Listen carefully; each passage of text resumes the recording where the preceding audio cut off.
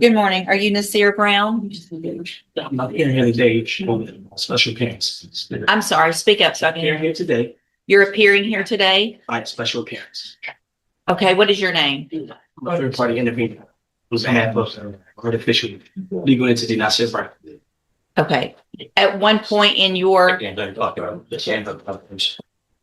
at some point in your life prior to being this third party, were you Nasir Brown? No, You're not him. I'm a third party intervener.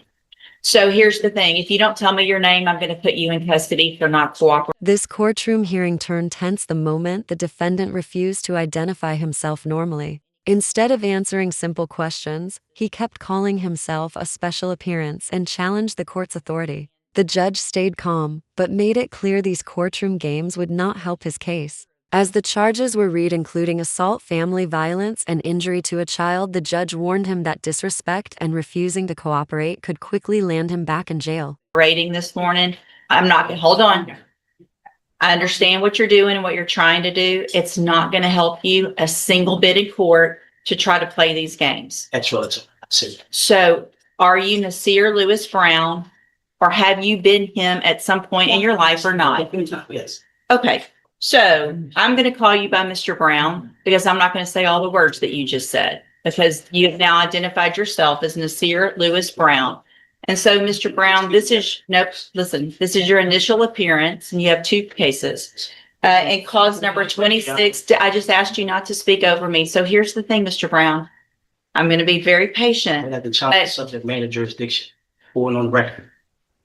Your challenge of the subject matter jurisdiction is overruled. Let me go through what I need to go through, okay? So this is your initial appearance, your first day in court. I'm required to go through what you're charged with by indictment. In cause number 26, DCCR 0322, you're charged with a third-degree felony offense of assault family violence by impeding breath or circulation from February 16th of 2026. And then in cause number 26, DCCR 0323,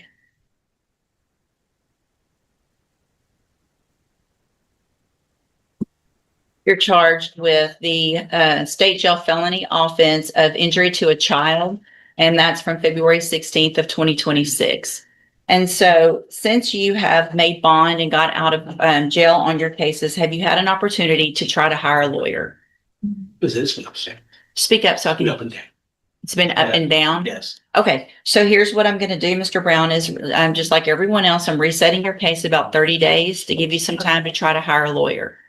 You need to try to get someone hired before the next court date. If you do, just bring the reset notice that you get today to that lawyer and they'll tell you what to do. If you're unable to hire someone before the next court date, then I'm ordering you to visit with at least 3 lawyers. They all charge different amounts, they have different payment plans. Bring me back the names of the lawyers that you've talked to so I know you're trying, and we'll discuss your options. If you don't do that, then when you come back, you run the risk of me raising your bond for not following that court order, and you would go back to jail. Do you understand? I'm sorry? Overstand. Say it again. Overstand. You overstand? Yes. Okay. What does that mean? Overstand.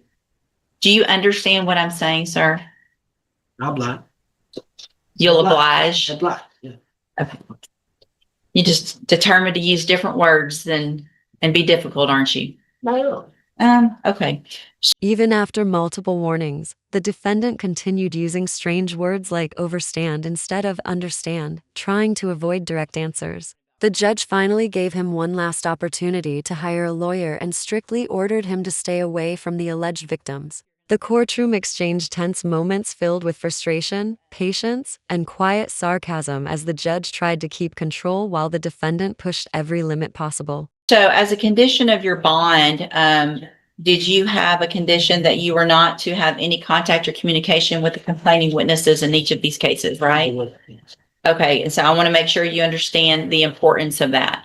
And that if you do have any contact or communication with either of them, it would be a violation of that bond condition. If I find out, your bond would be raised and you would go back to jail. Do you understand that as well? Overstand. You overstand. Same thing. I'm going to guess that overstand is even better than understand. So you definitely know what I'm talking about, right? So we don't have any miscommunication today. You know exactly what I'm talking about. Yes. So I'm going to have you step in front of the clerk. You're going to sign a reset notice so you know when to be back in court and take care of those things before the next court date. All right, step in front of the clerk.